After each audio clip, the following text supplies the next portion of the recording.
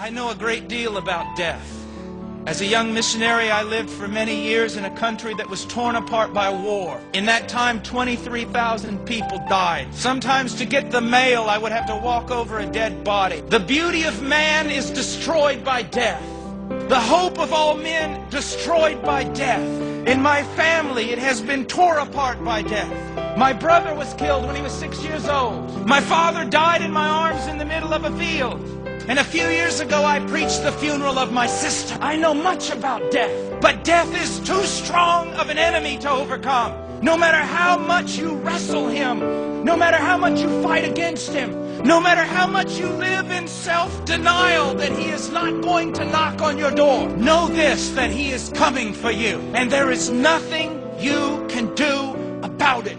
As David said, there is but a few steps between me and death. Within just a few years, some of you will be dead. Within 25 years, many more of you will be dead. And with 100 years, not only all of us will be dead, but we will be forgotten. All our hopes will be crushed. Every memory of whatever we have done will be erased.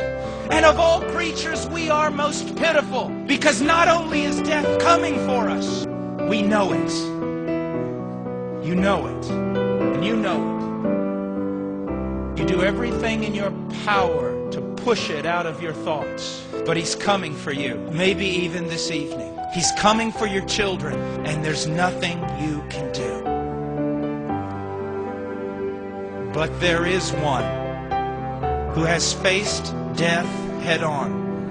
There is one, a mighty warrior, who went into death's stronghold and defeated him in his strongest place.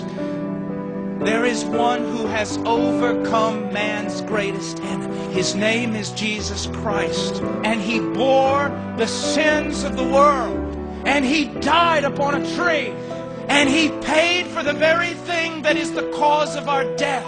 And on the third day, the Father raised him from the dead. And on the third day, the Holy Spirit raised him from the dead. And on the third day, he raised himself from the dead. And now the smallest, weakest believer can look death right in the face and say, "Oh, death, where is your victory?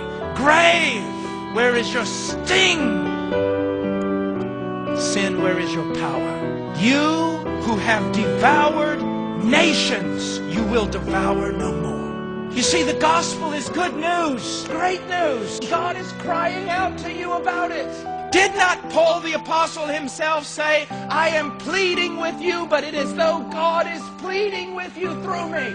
Why will you live a life that has no meaning? Why will you live a life that literally is going to fall apart? Why will you allow yourself to be swallowed up by death? Why don't you come to Christ? What is holding you? What is this thing that has control of your mind and your heart? Come to Christ. You say, "Oh, it's too good to be true." It is true. You say, "Oh, I'm too great a sinner." You are not greater than the Christ, are you? You do not have more power than his grace, do you? Come to him.